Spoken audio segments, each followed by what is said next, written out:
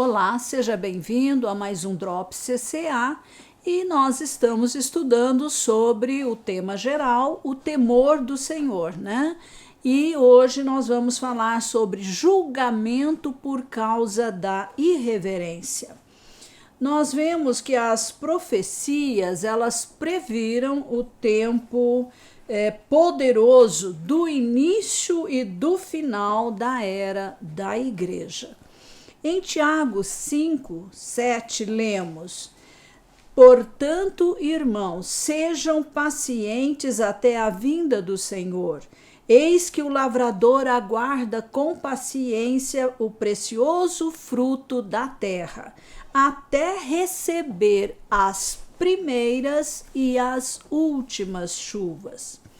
Em Israel, as primeiras chuvas caíam e umedeciam o solo seco no início da estação do plantio. E o solo amaciado, então, pela chuva, podia receber o grão, que podia criar raízes com firmeza. As últimas chuvas vinham logo antes da colheita e eram mais apreciadas porque amadureciam e prosperavam os frutos. Tiago usou a chuva como uma comparação para explicar o derramamento da glória de Deus.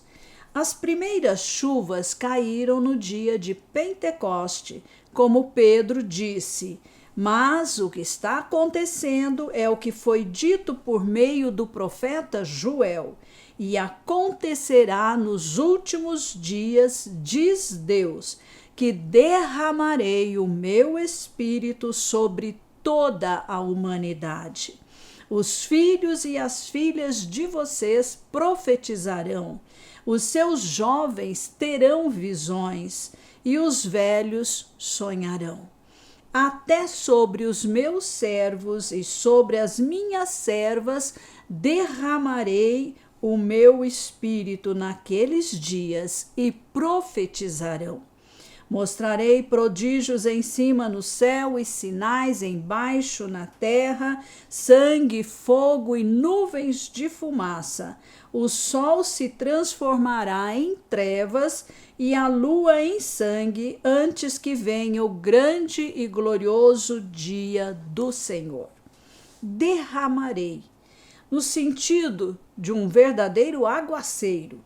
Pedro podia descrever o derramar da glória de Deus porque ele a experimentou no dia de Pentecoste.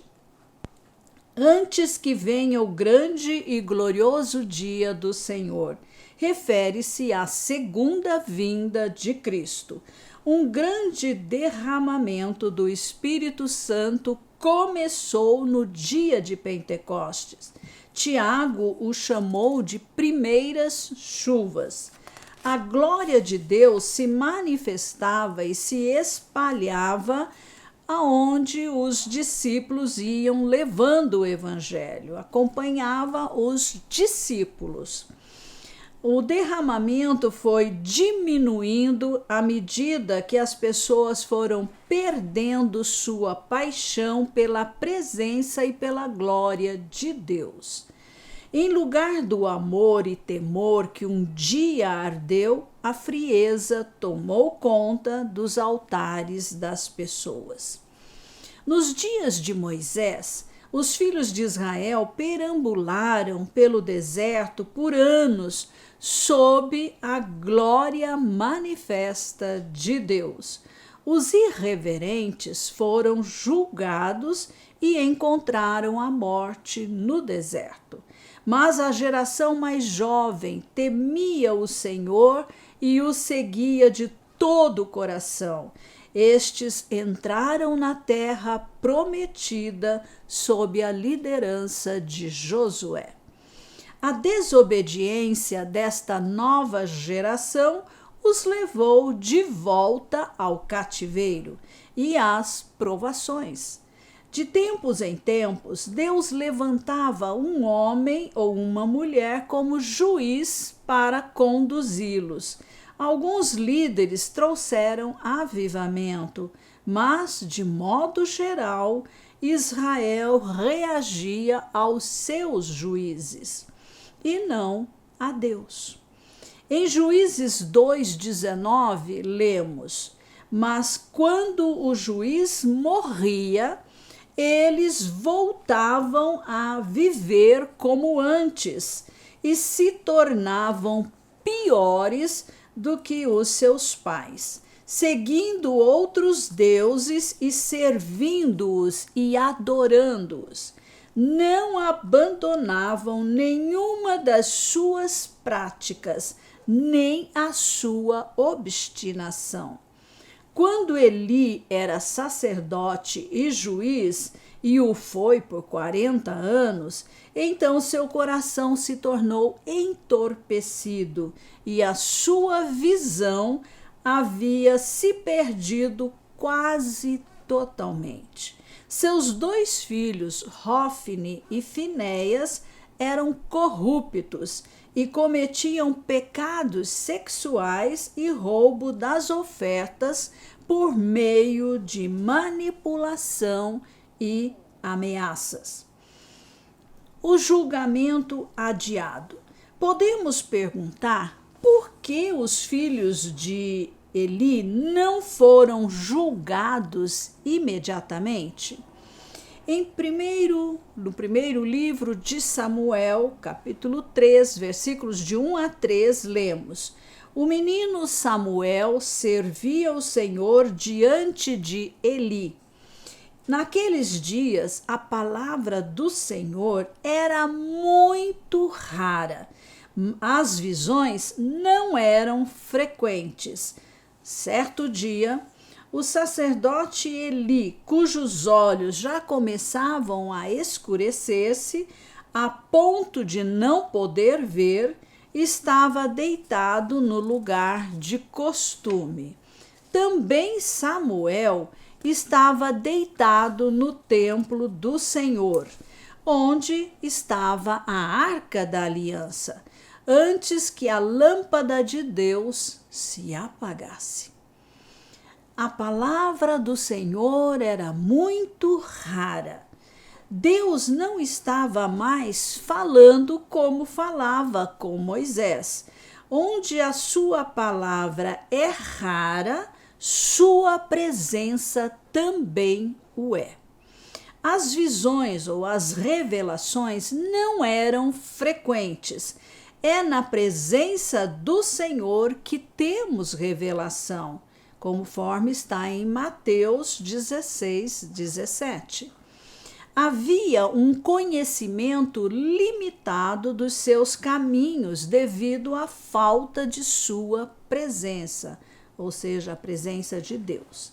Os olhos da liderança estavam tão obscurecidos que não podiam ver. Moisés nunca perdeu a visão, pois andou em meio à glória de Deus. O seu corpo foi preservado em uma medida muito maior. A lâmpada de Deus estava se apagando. Ela estava se apagando devido à falta de azeite. A glória havia sido retirada de tal maneira que a presença de Deus era apenas uma luz trêmula. O julgamento imediato só vem na presença da glória de Deus. Portanto, o julgamento deles não foi imediato, mas foi adiado, porque a glória de Deus já não estava ali. Quanto maior a glória, mais rápido o julgamento. Quanto maior é a glória revelada de Deus, maior e mais rápido é o julgamento pela ausência de reverência. Sempre que o pecado entra na presença da glória de Deus, há uma reação imediata. Quanto maior a intensidade da luz, menos chances as trevas têm de permanecer. Quando a presença gloriosa de Deus é limitada ou rara, o julgamento é adiado. Mas, à medida que a luz da glória de Deus aumenta, intensifica-se a execução do julgamento. Isto explica porque muitos pecados hoje até excedem o pecado de Ananias e Safira, e essas pessoas escaparam do julgamento imediato para aguardar a punição adiada. Essas pessoas estão tranquilas devido a um falso sentimento de graça, interpretando a demora no julgamento de Deus como ausência do mesmo. O julgamento está sendo adiado hoje, porque a lâmpada de Deus se enfraqueceu. O último derramamento da glória de Deus ainda está por vir. Julgamento adiado não é ausência de julgamento. Que a luz deste ensino possa iluminar o seu entendimento de tal forma que você possa aprender, né, sobre o temor do Senhor e andar nele. Que o Senhor possa abrir o seu entendimento e seu coração para esta palavra. Se você a acha relevante, passe para outras pessoas. Assim você estará ajudando a espalhar a semente da palavra de Deus. Amém.